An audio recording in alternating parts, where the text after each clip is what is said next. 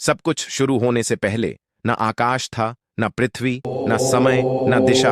आरंभ में कुछ भी नहीं था तो केवल परब्रह्म, अनंत, स्वयंभू, अपरिवर्तनीय, वही कारण था। महातत्व से प्रकट हुए तीन गुण, सत्व, प्रकाश और चेतना, रजस, गति और क्रिया, तमस, स्थिरता और विश्राम, इन तीनों गुणों से जन्मे पंच महाभूत, पृथ्वी, आकाश, अग्नि, वायु और जल। परंतु आरंभ में सब कुछ जल ही जल था, अनंत जल, निस्तब्ध, अथाह। उसी जल पर, कमल के तल पर प्रकट हुए भगवान नारायण, जिनकी श्वास से काल चलता है, जिनकी चेतना से सृष्टि जागती है। नारायण ने जल में एक दिव्य बीज बोया और जन्मा स्वर्णिम ब्रह्मांड, हिरण्य गर्भ से कमल पर प्रकट हुए ब्रह्मा, सृष्टि के रचयिता। चार मुख, चार दिशाएं। ब्रह्मा ने ब्रह्मांड को तीन भागों में विभाजित किया, ऊपर स्वर्ग, नीचे पृथ्वी और मध्य में आकाश।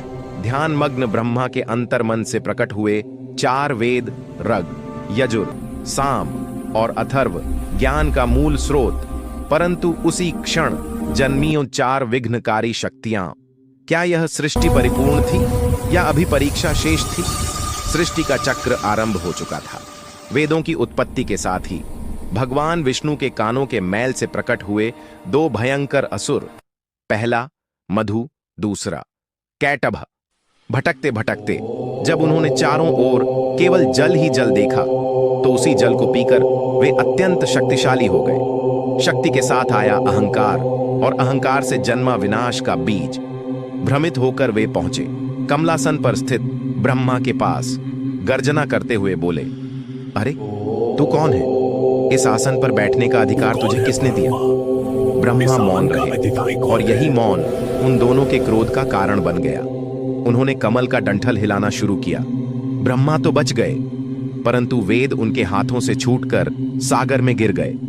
मधु और कैटभ वेदों को जल में छिपा गए और गर्जना की, अब हम सृष्टि का नाश करेंगे।